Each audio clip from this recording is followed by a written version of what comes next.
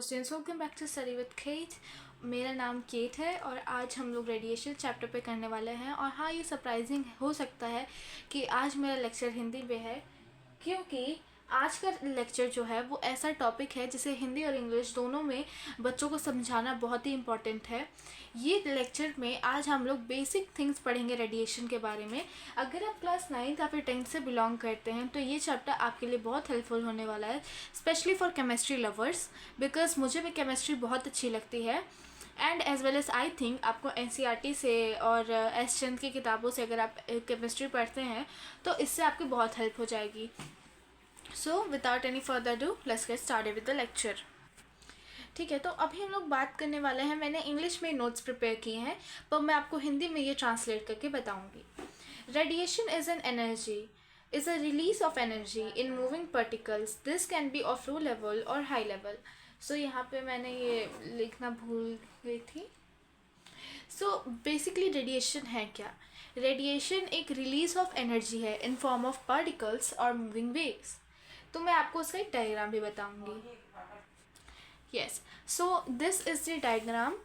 So you could definitely see that यहाँ पे एक वेव की एक पॉइंट है। ये वेव की पॉइंट हम लोग समझ लेते हैं कि एक टोंग से निकली है, टोंग से है और वो वाइब्रेट कर रहा है, तो उससे ये वेव निकले जा रही है और ये वेव मूव करती रहती है ना। आप वेव के बारे में तो जानते हो, ये हमने क्लास 6th और 7th में पढ़ा है कि is a disturbance in the medium. Okay, ठीक है, तो मेरे ख्याल से आपका वेव वाला डाउट क्लियर हो गया है। अब हम लोग लो लेवल और हाई लेवल में पढ़ लेते हैं।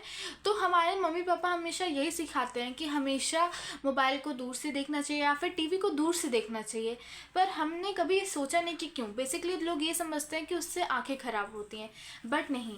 बेसिकली रीज़न ये होता है कि उससे जो रेडिएशन निकलती है, चाहे वो कोई भी चीज़ हो, हमें भी अपने मम्मी पापा को ये बताना चाहिए कि फ़ोन उन्हें अपने किसी भी स्किन के पास नहीं किसी भी स्किन के पास टच नहीं करके चलना चाहिए, बिकॉज जो रेडिएशन निकलती है, radiation is a cause of a cancer. Cellular जो सेल होती है वो भी मतलब काम करना बंद कर देती है, तो उसे भी कहते हैं सेल डिफ्यूजन, उससे सेल भी काम करना बंद कर देती है।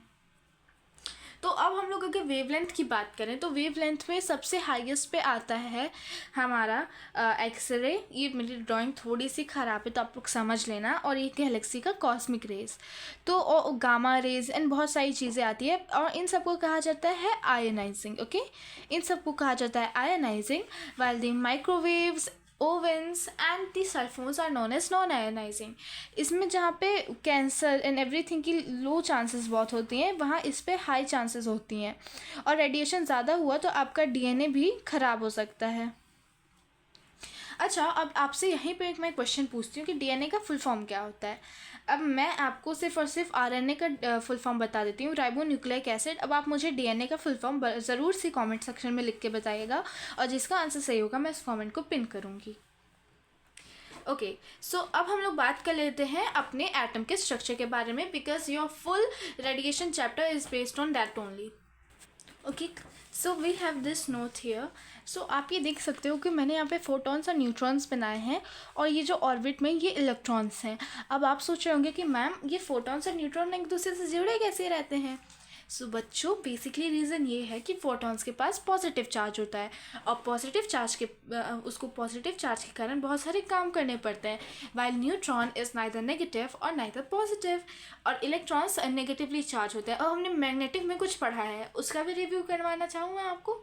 आप लोग देखना चाहते हैं तो चलिए हम लोग उसका भी रिव्यू कर लेते हैं। तो ये देखिए, ये है हमारा मैग्नेटिक वाला। हमने मैग्नेट में ये पढ़ा था कि मैंने यहाँ पे नॉर्थ और नॉर्थ के मैग्नेट साइड लिए हैं और ये दोनों एक दूसरे को रिपेल करें, बिकॉज ये दोनों सेम एनर्जी इमिट कर रहे हैं। अगर आप ईयरफोन्स को ऐसे मतलब उसके पीछे एक होता है, जैसे ईयरफोन के पीछे एक मेटल टाइप की चीज़ होती है, ठीक है, आप दोनों ईयरफोन्स को एक दूसरे के पास लाओगे ना तो वो रिपेल करेंगे ना। अब अगर आपको नहीं पता कैसे रिपेल करेंगे तो मैं आपको एक एग्जाम्पल के तौर पर समझो, ये वाला लेफ्ट ईयरफोन है, ये वाला राइट ईयरफोन है और मैंने इसको पीछे लाया तो एक दूसरे को ऐसे एनर्जी देंगे और रिपेल करेंगे। फिर हम लोग दूसरी बात देख लेते हैं कि साउथ और नॉर्थ का कैसे होता है। ये दोनों एक दूसरे को अट्रैक्ट करेंगे क्योंकि जो एनर्जी है वो डिफरेंट है, ठीक है। तो ये कैसे पॉसिबल है, जैसे आपने मैग्नेट से तो खेला ही होगा, उसको हिंदी में कहते हैं चुंबक। तो आपने जब चुंबक से खेला होगा तो आपने जब उसको पास लाएगा तो चुंबक एक दूसरे चबक जाता है, ठीक है। या फिर मैंने तो बहुत मतलब ये खेला है कि अपनी हेयर क्लिप होती है, उसका नाम होता है बॉबी पिन्स।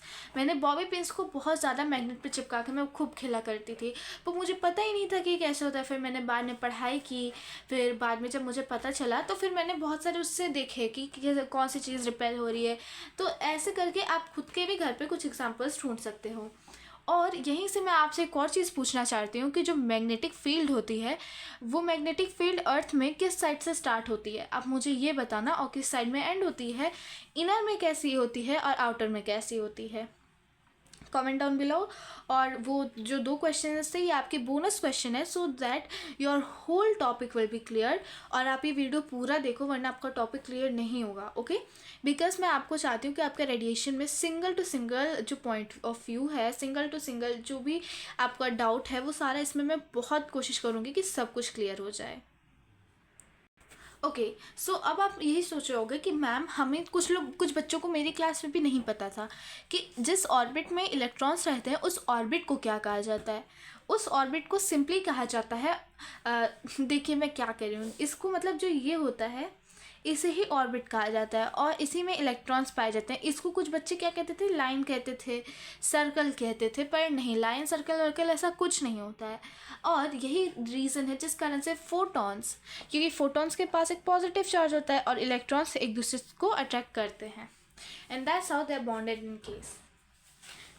ये रहा। और मेरे पास एक और चीज़ है जो मैं आपको अभी दिखाने वाली हूँ, जिसमें मैंने सारे उसमें उसके वेट और चार्जेस लिखे हैं। ओके, सो मेरे पास यहाँ पे ये नोट आ चुकी है। तो ये नोट्स जो है इसमें मैंने सब कुछ लिखा है, आप ये वाला अवॉइड कर सकते हो क्योंकि ये केमिस्ट्री का दूसरा चैप्टर का है। सो मैंने इलेक्ट्रॉन्स के वेट, इलेक्ट्रॉन्स के चार्ज और ये सब कुछ लिखा है जो आपको ब्रीफली अभी एक्सप्लेन करने वाली हूँ, ठीक है। तो इलेक्ट्रॉन्स का जो वेट होता है वो 9.1 इंटू 10⁻⁻28 होता है, ओके। 9.1 इंटू 10⁻⁻28 ऐसे ही है यहाँ पे। इसका 1.6 है, मतलब फोटॉन्स और न्यूट्रॉन्स का जो वेट है वो सेम है, और इसकी चार्ज है 1.6 इंटू 10⁻19। 1.6 इंटू 10⁻19। आपको ये याद रखना है कि फोटॉन्स और न्यूट्रॉन्स का वेट एक है, वाइल जो इलेक्ट्रॉन्स और फोटॉन्स का चार्ज मतलब सिमिलर है, बस ये है कि इलेक्ट्रॉन्स एक नेगेटिव चार्ज है, फोटॉन्स एक पॉजिटिव चार्ज है, ठीक है। तो आप मेरे ख्याल से आपको ये समझ आ गया। अगर आपको और भी मतलब इसके बारे तो आप इसकी स्क्रीनशॉट ले सकते हो। Okay, let's get with a new topic.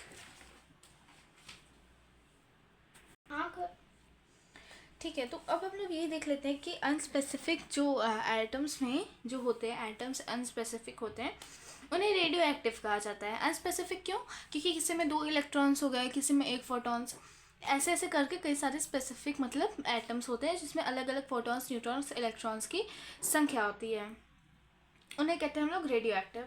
When atom wants to become stable again they release energy, this process is called radio active decay, okay. जो एनर्जी वो लोग रिलीज करते हैं अपने आप को स्टेबल करने के लिए, उसे कहते हैं हम लोग रेडियो एक्टिव डिके, ओके। तो ये पॉइंट आपको याद रखना है, यहाँ पे है point.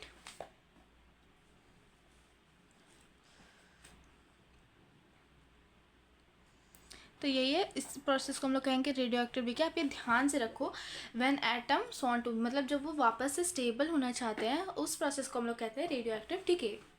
Now moving to our next topic. So जो रेडियो एक्टिव डिके होते हैं वो बेसिकली 3 टाइप्स के होते हैं, अल्फा, बीटा एंड गेमा। गेमा भी कहते हैं और गामा भी कहते हैं, तो आपके लिए मैं गामा भी यूज़ करूँगी। अल्फ़ा जो होते हैं वो बहुत ही हैवी पार्टिकल्स होते हैं और ये पॉजिटिवली चार्ज होते हैं, तो ये बहुत ही छोटा डिस्टेंस, मतलब 2 से 3 इंच ही मतलब ये डिस्टेंस कवर कर पाते हैं। वाइल जो बीटा होता है वो थोड़ा सा उससे लाइटर होता है, वो उससे ज़्यादा डिस्टेंस कवर करता है।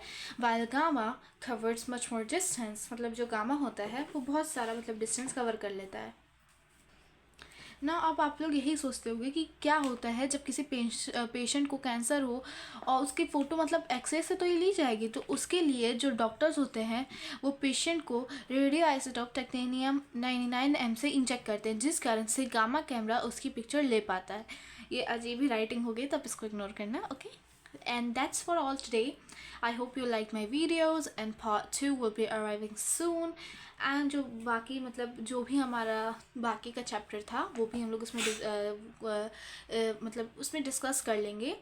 एंड आप यही सोच रहे होगे कि मैं इंग्लिश ही ज़्यादा क्यों बोलती हूँ, बिकॉज़ मैं चाहती हूँ कि जो लोग मेरी वीडियो बाकी देश से देख रहे हैं वो लोग भी मतलब उस चैप्टर को समझ सकें।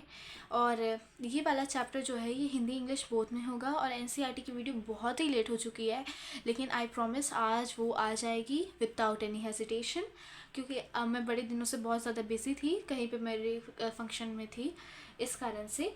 तो जो भी मैंने आपको क्वेश्चंस दिए थे, जैसे मैंने डीएनए का फुल फॉर्म पूछा था, फिर मैंने आपसे और भी 2-3 क्वेश्चंस पूछे थे, मुझे आप पूरा उसका मतलब कमेंट करके बताना। और जिसका कमेंट सबसे अच्छा होगा मैं उस कमेंट को पिन करूँगी और उस कमेंट पे रिप्लाई भी दूँगी, वेदर इज़ राइट और रॉन्ग। Okay, bye bye.